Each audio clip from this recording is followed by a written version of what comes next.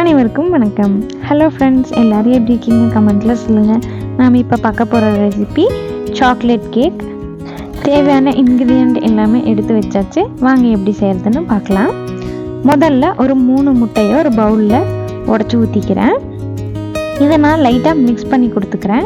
முட்டையோட எல்லோவை லைட்டாக அழுத்தி கொடுத்துட்டு நல்லா மிக்ஸ் பண்ணோன்னா இதை கொஞ்சம் பேல் கலரில் மாறிடும். நீங்கள் டைரெக்டாக ஆட் பண்ணுறதுனால ஆட் பண்ணிக்கோங்க. இனி நான் இதே இன்னொரு பாத்திரத்துக்கு ட்ரான்ஸ்ஃபர் பண்ணிக்கிறேன். ஹீட்டரில் ஆட் பண்ணுற மாதிரி இருந்தால் ட்ரை இன்க்ரீடியன்ட் ஆட் பண்ணிவிட்டு வெட்டி ஆட் பண்ணிக்கோங்க. இனி அடுத்தடுத்து வெட் இன்க்ரீடியன்ட் எல்லாமே ஆட் பண்ணிக்கலாம். 1/2 கப் ஆயில் ஆட் பண்ணிக்கிறேன். வெஜிடபிள் ஆயில், ஸ்மெல் இல்லாத மாதிரி இருக்க ஆயில் என்ன வேணாலும் ஆட் பண்ணிக்கலாம். அடுத்தது 1/2 கப் மில்க் ஆட் பண்ணிக்கிறேன். கூடவே 1/2 கப் கர்ட் ஆட் பண்ணிக்கிறேன். இது கொக்கோ பவுடர் அளந்து எடுத்த கப்பில் எடுத்தது, அதனால இந்த லைட் ப்ரௌன் கலர் இருக்குது. மற்றபடி அது தயிரெல்லாம் நல்ல தயிர் தான். அடுத்தது ஒரு 1/4 கப் அளவுக்கு பட்டர் ரூம் டெம்பரேச்சரில் உருக்கி எடுத்து ஆட் பண்ணிக்கிறேன். சூடாக ஆட் பண்ணிடாதீங்க. இதை நம்ம எல்லாமே ஒரு தடவை மிக்ஸ் பண்ணி கொடுத்துக்கலாம். முட்டை வேண்டாம்னு நினச்சிங்கன்னா தயிர் அதிகமாக ஆட் பண்ணிக்கோங்க. இதுவே நீங்கள் மிக்ஸி ஜாரில் ஆட் பண்ணி ஒரு தடவை பிளெண்ட் பண்ணிங்கன்னா இன்னும் ஈஸியாகவே மிக்ஸ் ஆகி வந்துடும். இதெல்லாமே நல்லா மிக்ஸ் ஆகி வந்ததுக்கப்புறமா 1.5 கப்புக்கு சுகர் ஆட் பண்ணிக்கலாம். இதையும் நல்லா மிக்ஸ் பண்ணி கொடுத்துக்கலாம். சுகர் வெட் இன்க்ரீடியன்ட் கூட ஆட் பண்ணியிருக்கிறதுனால ஈஸியாகவே மெல்ட் ஆகிடும். அடுத்தது நாம் ட்ரை இன்க்ரீடியன்ட்ஸ் ஆட் பண்ணிக்கலாம்.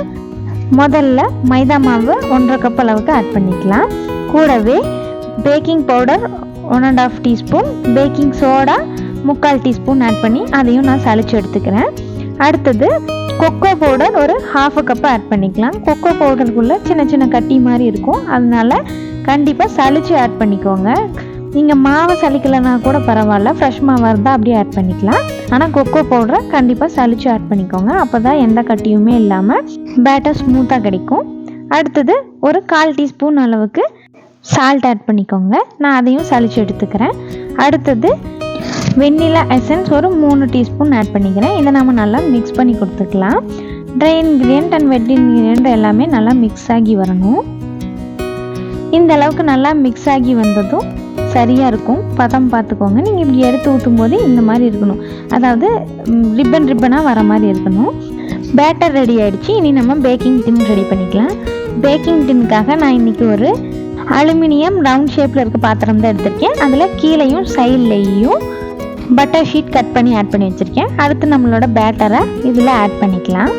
பேட்டர் எல்லாமே ஆட் பண்ணினதுக்கப்புறமா லைட்டாக டேப் பண்ணி கொடுத்துக்கலாம். அப்போ ஏதாவது நம்ம ஆட் பண்ணும்போது பபிள்ஸ் வந்து இருந்ததுன்னா அது ரிமூவ் ஆகிடும். இனி நம்ம பேக் பண்ணிக்கலாம். நான் பாத்திரம் வச்சு அதில் சால்ட் ஆட் பண்ணி தான் வேக வைக்க போகிறேன். அதுவும் இண்டக்ஷன் ஸ்டவ்வில் தான் செய்ய போகிறேன். பிரியாணி பாத்திரம் வச்சு சால்ட் ஆட் பண்ணிவிட்டு அடுப்பில் உள்ள ஸ்டாண்டை வச்சு ஹீட் பண்ணியிருக்கேன். நீங்கள் பெரிய விலையம் கூட யூஸ் பண்ணிக்கலாம். இண்டக்ஷன் ஸ்டவ்வில் பிபிக்யூவில் டெம்பரேச்சர் வந்து, ஸோ அந்த டெம்பரேச்சரை செட் பண்ணி 15 மினிட்ஸுக்கு ப்ரீ ஹீட் பண்ணிவிட்டேன். இப்போ அதே டெம்பரேச்சரில் கேக் பேட்டரை உள்ளே வச்சுட்டு மூடி போட்டு வேக விட்டுட்டேன். 30 மினிட்ஸ் வச்சுருந்தேன்.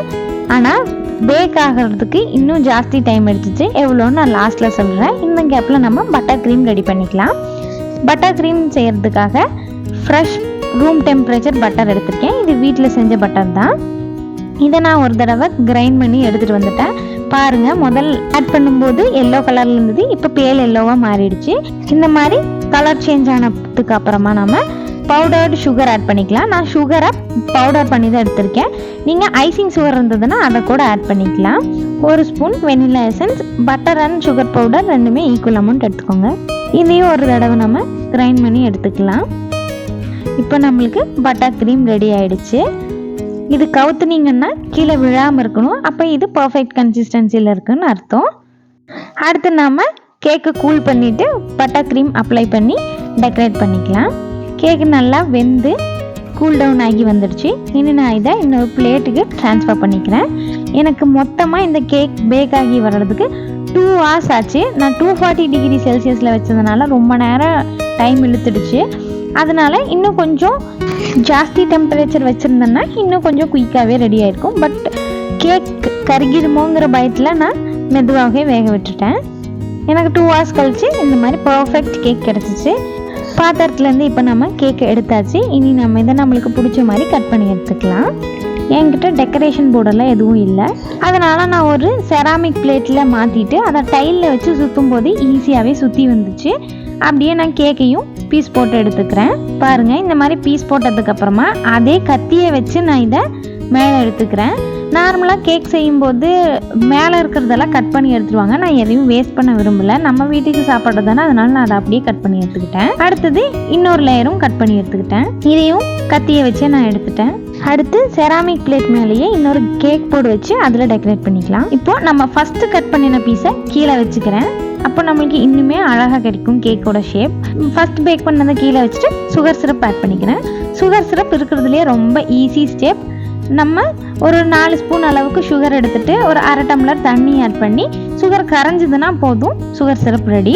அடுத்து இதில் பட்டர் க்ரீம் அப்ளை பண்ணிக்கலாம். நான் கம்மியாக தான் பட்டர் க்ரீம் ஆட் பண்ண போகிறேன். சென்டர்லலாம் ஒரு லேயரில் அப்ளை பண்ணியாச்சு. இனி அடுத்த லேயர்லையும் அதேமாரி கேக் வச்சு சுகர் சிரப் ஆட் பண்ணி பட்டர் க்ரீம் ஆட் பண்ணிக்கிறேன். அடுத்தது லாஸ்ட் லேயர், அதையும் வச்சுட்டு மேலே சுகர் சிரப் ஆட் பண்ணி பட்டர் க்ரீம் ஆட் பண்ணிக்கலாம். பாருங்கள், கடைசியாக நான் ஃபுல்லாக பட்டர் க்ரீம் அப்ளை பண்ணி நம்மளோட பட்டர் நைஃப்பில் தான் நான் பட்டர் க்ரீம் எல்லாமே ஆட் பண்ணினேன். அதில் உள்ள பர்ஃபரேஷன்ஸ் வச்சே நான் டிசைன் மாதிரி கொண்டு வந்துட்டேன். நீங்கள் கேக் கட்டிங் நைஃபு கூட இதே மாதிரி யூஸ் பண்ணலாம். அடுத்தது டெக்கரேஷனுக்காக கன்ஃபெட்டி இருந்தது, அதை யூஸ் பண்ணிக்கிறேன். நீங்கள் என்ன சாக்லேட் உங்ககிட்ட இருக்கோ அதை வச்சு டெக்கரேட் பண்ணிக்கலாம். மேலே ஸ்டார்ஸ் வச்சுருக்கேன், கீழே குட்டி குட்டி பால்ஸ் அண்ட் ஸ்டிக்ஸ் மாதிரி இருக்கிறத சைடில் ஆட் பண்ணியிருக்கேன். கேக் ரொம்ப சூப்பராக டெக்கரேஷன் பண்ணியாச்சு. கேக் நல்லா சாஃப்டாக டேஸ்டியாக இருந்தது. நம்ம வீட்டில் இருக்கவங்களுக்கு ஆசையாக செஞ்சு கொடுக்கறதுக்கு இந்த ரெசிபி கரெக்டாக இருக்கும்னு நினைக்கிறேன். வீடியோ பிடிச்சிருந்தா லைக் பண்ணிக்கோங்க, செஞ்சு பார்த்துட்டு கமெண்ட்டில் சொல்லுங்கள். தேங்க்ஸ் ஃபார் வாட்சிங்.